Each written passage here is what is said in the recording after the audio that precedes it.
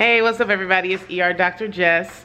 I've been meaning to hop on the camera all week and talk to you guys about something that I think is really important. But I've been busy, but I said I was not gonna let the weekend go by without talking to you guys on this camera today. So here we go. Like I said in my intro, I'm often going to hop on the camera or write something or blog something or post something when something comes up medically, or I hear a lecture or I read an article, or if anything happens that I think will be relevant to you and could potentially save your life. So here goes. This one is for postmenopausal women, menopausal women, or women with any type of postmenopausal bleeding.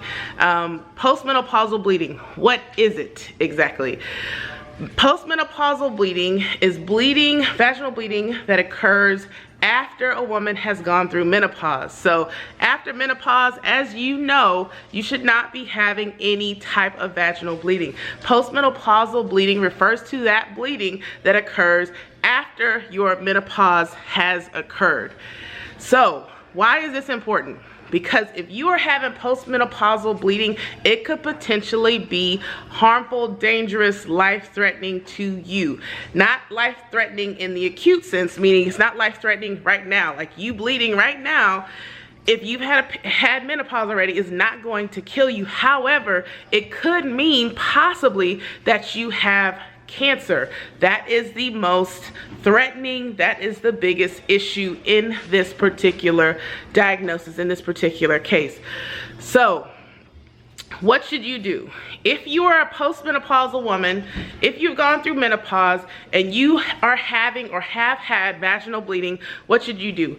Go see your primary care doctor or go see your OBGYN. Let them do a biopsy. Let them do the appropriate test, imaging, whatever needs to be done to make sure that you in fact do not have cancer. Why is this important to get done now rather than later? Because if you do have cancer, it could potentially spread through different organs, different areas of your body. This is called metastases. This is also very important.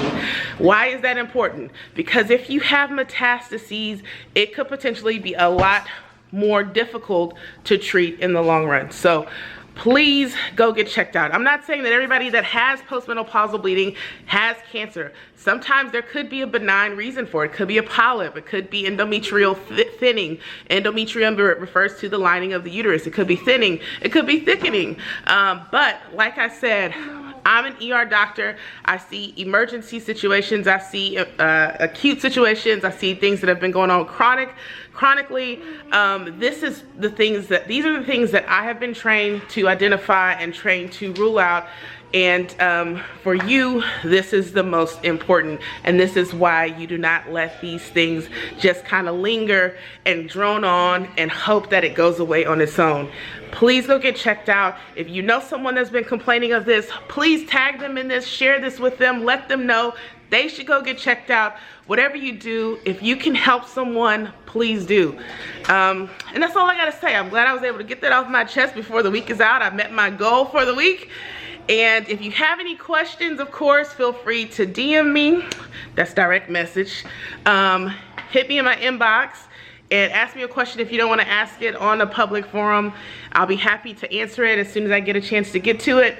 And if you have any other questions that don't relate to postmenopausal bleeding, feel free to ask me. If I can, I will definitely answer it. If I can't, I will definitely direct you to the source where you can get an answer. So anyway, have a good Labor Day weekend. I hope you guys have an awesome week and take care, and I'll see you guys at the next video.